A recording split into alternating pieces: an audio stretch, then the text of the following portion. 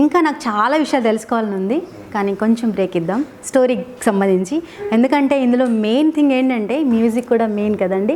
So మన music director గారు మల్లిక్ తేజ గారు, హాయ్ అండి. ఎలా ఉన్నారు? మీకు ఒక కాంప్లిమెంట్ ఇవ్వాలనుకుంటున్నాను. మీ స్మైల్ అంటే ఎప్పుడు నవ్వుతూనే ఉంటారా మీరు? ఎప్పుడు నవ్వుతూనే ఉంటారు. ఏం వాడతారు మీరు? టూత్పేస్ట్ మాకు కూడా చెప్తే మేము కూడా వాడదాం అనుకుంటున్నాం. అంటే దేవుడు అట్లా నవ్విస్తున్నాడు అంతే. అంటే నాకు అవకాశాలు ఇస్తున్నాడు, విజయాలు ఇస్తున్నాడు, నవ్వుతున్నాను అంతే. మీరు ఎప్పుడు అలా కలకాలం నవ్వుతూ హ్యాపీగా మంచి మంచి మూవీస్లో మ్యూజిక్ డైరెక్షన్ చేస్తూ హ్యాపీగా ఉండాలి. అండ్ ఇందులో 5 సాంగ్స్ ఉన్నాయి కదా, నేను విన్నాను. ఎందుకంటే ఆడియో రిలీజ్ ఫంక్షన్ కూడా జరిగింది కాబట్టి అన్ని సాంగ్స్ సూపర్గా ఉన్నాయి. మెలోడీ ఉంది, పబ్ సాంగ్ ఉంది, రొమాంటిక్ అంటే ఫోక్ సాంగ్ ఉంది, అన్ని రకాల సాంగ్స్ ఉన్నాయి. అండ్ ఇంకొక స్పెషల్ థింగ్ ఏంటంటే కొత్త మూవీ అయినా కూడా ఇందులో సెలబ్రిటీ సింగర్స్తో పాడించారు, రైట్?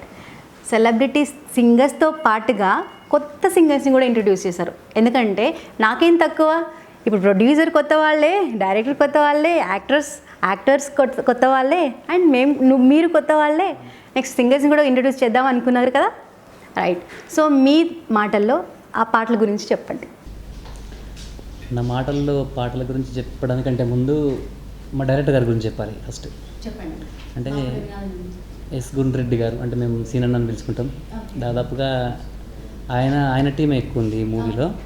నన్ను ఫస్ట్ ప్రొడ్యూసర్స్కి ఇంట్రడ్యూస్ చేశాడు అన్న. ప్రొడ్యూసర్స్ సురేష్ గారు, రామకృష్ణ గారు చూసి అబ్బాయి చూస్తే ఇట్లా ఉన్నాడు, ఈయన మ్యూజిక్ చేయగలడా అని అన్నారు ఫస్ట్. అంటే ఫస్ట్ మా డైరెక్టర్ గారు నన్ను నమ్మారు బాగా. ఆ నమ్మకాన్ని ఒక 24 అవర్స్లో మళ్ళీ ప్రొడ్యూసర్స్ కూడా డైరెక్టర్ గారు నమ్మినట్టుగానే నమ్మారు. ఎందుకంటే ఒక 2 సాంగ్స్ వినిపించాను నేను వీళ్ళకి. నెక్స్ట్ డే పూజా కార్యక్రమాల తర్వాత నెక్స్ట్ డే వినిపించాను. వినిపించిన తర్వాత ప్రొడ్యూసర్స్ కూడా కంప్లీట్గా నమ్మేశారు. మా డైరెక్టర్ గారి నమ్మకాన్ని వాళ్ళు నమ్మారు. తర్వాత అవకాశం ఇవ్వడం ముఖ్యం. అంటే నేను కొత్త అంటే ఇంతవరకు నేను చాలా సాంగ్స్ చేశాను, కానీ మూవీ మాత్రం కన్నడలో ఒకటి చేశాను సీనన్నతో, తెలుగులో ఫస్ట్ టైం కాబట్టి నమ్మకంతో పాటు నాకు బడ్జెట్ కూడా మంచిగా ఇచ్చారు ప్రొడ్యూసర్స్. అంటే మ్యూజిక్ పైన ఇప్పటికీ నేను అంటే ఓపెన్గా చెప్తున్నాను, ఇదేదో అంటే నాకు అవకాశం ఇచ్చారని వాళ్ళని నేను పొగడడం కానీ కాదు. మా డైరెక్టర్ గారు నమ్మకం ఒకటి, ప్రొడ్యూసర్స్ ఇచ్చినటువంటి స్వేచ్ఛ ఒకటి. ఇదే ఈ రుణం మ్యూజిక్. నా కష్టం నా శ్రమ ఉందని ఏం చెప్పాను నేను. ఎందుకంటే ఒక వ్యక్తిని నమ్మినామంటే వాళ్ళ లోపల టాలెంట్ 1% ఉన్నా 100% బయటకు వస్తుంది. అది మా డైరెక్టర్ గారు నమ్మారు. మా ప్రొడ్యూసర్ గారు ఇద్దరు కూడా నాకు స్వేచ్ఛ ఇచ్చారు, రామకృష్ణ గారు, సురేష్ గారు కూడా. అంటే కొత్త మ్యూజిక్ డైరెక్టర్, అతనికి ఎందుకు అన్ని డబ్బులు ఇవ్వడం. ఈ రోజులలో చాలామంది అవకాశాల కోసం అసలు కొంతమంది అసలు ఎంత ఇచ్చినా చేస్తామనే వాళ్ళు చాలామంది ఉన్నారు. నేను కూడా ఎంత ఇచ్చినా చేయాలి, ఎందుకంటే నేనేం సినిమాలు చేయలేదు ఇంతకుముందు. ఉంది టాలెంట్ ఉందని గుర్తించారు ఇక్కడ. అంటే అక్కడ నమ్మకం స్వేచ్ఛ కలిపితేనే రుణం మ్యూజిక్. కాబట్టి నేను ఫస్ట్ క్రెడిట్ వాళ్ళకే ఇస్తాను, నేను మా ప్రొడ్యూసర్స్కి అండ్ డైరెక్టర్కి. తర్వాత ఇంత మంచి సాంగ్స్, నాకు సింగర్స్ కూడా నాకు అందరు సపోర్ట్ చేశారు. అంటే మీరు అన్నట్టు హరిచరణ్, చిన్మయి గారు, హరిచరణ్ గారు అంటే ఎంత ఇష్టం అంటే నాకు పర్సనల్గా కాదు, చాలామందికి కూడా చిన్మయి, హరిచరణ్ అంటే ఈ మధ్య కాలంలో వాళ్ళే హిట్ సాంగ్స్ అన్ని. సో మీకు ఆ ఛాన్స్ వచ్చింది అంటే హ్యాపీ. అండ్ వాళ్ళ రికార్డింగ్ స్టూడియోలో మీకు ఎంత కంఫర్టబుల్గా ఉన్నారు వాళ్ళు? చాలా అసలు వెరీ నైస్. ఆల్మోస్ట్ ఇది ఒక 50% వరకు చెన్నైలో జరిగింది, 50% హైదరాబాద్లో జరిగింది. ఫైనల్ మిక్స్ సింగర్స్ అంతా అక్కడ జరిగింది. కాబట్టి హరిచరణ్ గారు, చిన్మయి గారు ఎంత కంఫర్టబుల్ అంటే అసలు మనం అనుకుంటాం వెళ్ళేటప్పుడు, అంటే వీళ్ళు రెహమాన్ గారికి వీళ్ళకి వాడారు, మనమేమో ఫస్ట్ టైం అంటే మనం ఇంట్రడ్యూస్ చేసుకునే స్థాయి కాబట్టి మరి వెళ్ళిన తర్వాత లైట్ తీసుకుంటారు సాంగ్ని, కొత్త మీ డైరెక్టర్ ఫోన్లే కానీ యూ కెన్ టీచ్ మీ అని అసలు హరిచరణ్ గారు ఎంత అసలు మోల్డ్ అయిపోయారంటే అక్కడ నేను ఒకటే అనుకున్నాను, అక్కడ వ్యక్తికి కాదు ఇంపార్టెన్స్, ఒక పాటకి ఇంపార్టెన్స్ ఇచ్చినటువంటి విధానం నిజంగా హ్యాట్స్ ఆఫ్ హరిచరణ్ గారికి, చిన్మయి గారు కూడా. అంటే ఎంత కంఫర్టబుల్ అంటే వెరీ కంఫర్టబుల్. వాళ్ళు చాలా స్వేచ్ఛ ఇచ్చారు. వాళ్ళు ఒక్కరే కాకుండా హేమచంద్ర గారు, రేవంత్ గారు అనుకున్నాను కంటే ఎక్కువ ఇచ్చారు సింగర్స్. అంటే నేను ఒక కంపోజ్ చేసినప్పుడు ఇలా అనుకుంటాం, ఒక 50 ఇట్లా అనుకున్న దానికి మించి ప్రతి సింగర్ ఇచ్చారు. అంతేందుకు అసలు దీంట్లో కొత్తగా ఇంట్రడ్యూస్ చేశారన్నారు కదా, అది మీరే స్వప్న నిరంజన్ అని. మీరు కూడా అసలు చాలా బాగా పాడారు అసలు ఆ పాట. మా గోపి అన్న అయితే అసలు గోపి అన్న చాలా ఇష్టం అసలు. గోపి అన్నకి శిల్ప గారికి హీరోయిన్కి అసలు అందరికి కూడా మా హీరోయిన్కి కూడా ఈ ప్రియా గారికి అందరికీ మా మహేంద్ర గారికి ప్రతి ఒక్కరికి ఇందులో ఫస్ట్ ఒక అంటే సాంగ్స్ అన్నీ ఇష్టమే, కాకపోతే ఒక జోష్గా ఉంది కాబట్టి ఫోక్ టైపు ఆ పాట అందరికీ ఇష్టమైంది. సో గోపికృష్ణ గారు, మరి ఇంకొక క్వశ్చన్ మీకు. మీతో పాటు సెకండ్ ఇంకొక హీరో ఉన్నారు మహేందర్ గారు. సో తనతో మీ జర్నీ ఎలా ఉంది?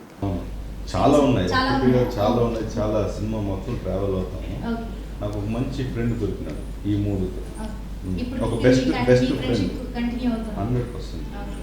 మేము దాదాపు అంటే మూవీ షూట్ జరగక ముందుగా దాదాపు ఒక నెల రోజుల నుంచి ఒకే రూమ్లో ఉన్నాం. నేను కూడా ప్రొడ్యూసర్ గారు మీకు స్పెషల్గా గెస్ట్ హౌస్ ఇచ్చేసి వైరల్ అవుతుందండి. ఒకే గెస్ట్ హౌస్లో ఇద్దరు పెట్టామంటే అది చాలా ఇచ్చారనమాట. అప్పుడు బాగా క్లోజ్ చాలా ఫన్నీగా ఉంటారు, జోక్స్ మందు పార్టీ అలాంటి అలవాటు లేదు.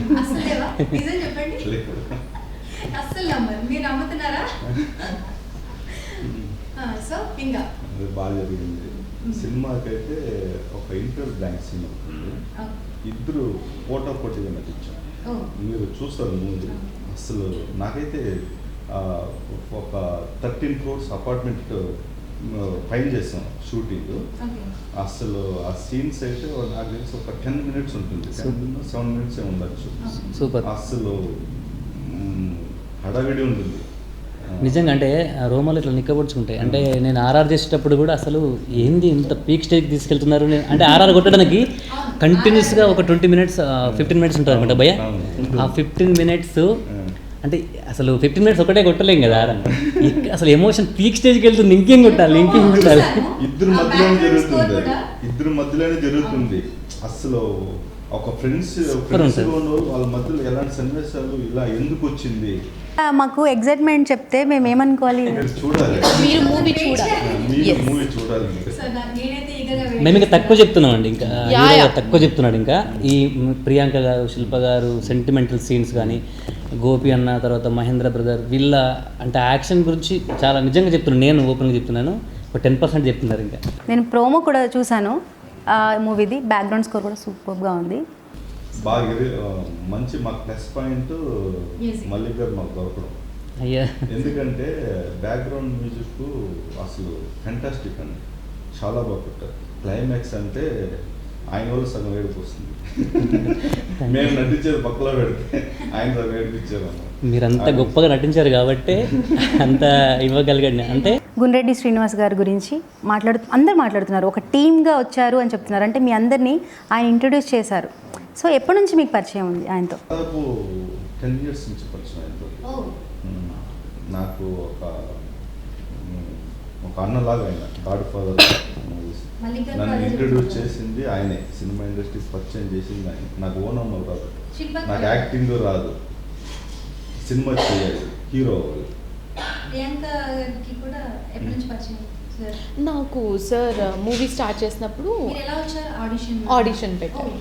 ఆడిషన్ పెట్టినప్పుడు వచ్చాను.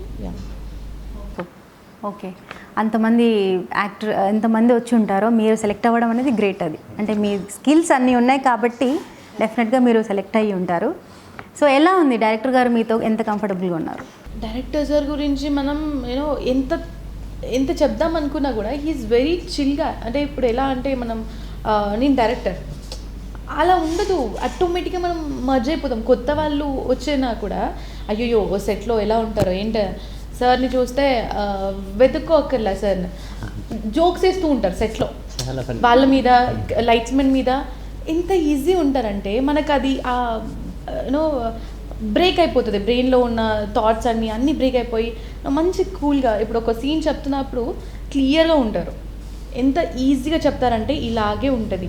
మనకి ఇంకో సెకండ్ థాట్ లేకుండా వెళ్ళి చేసుకొని రావడమే.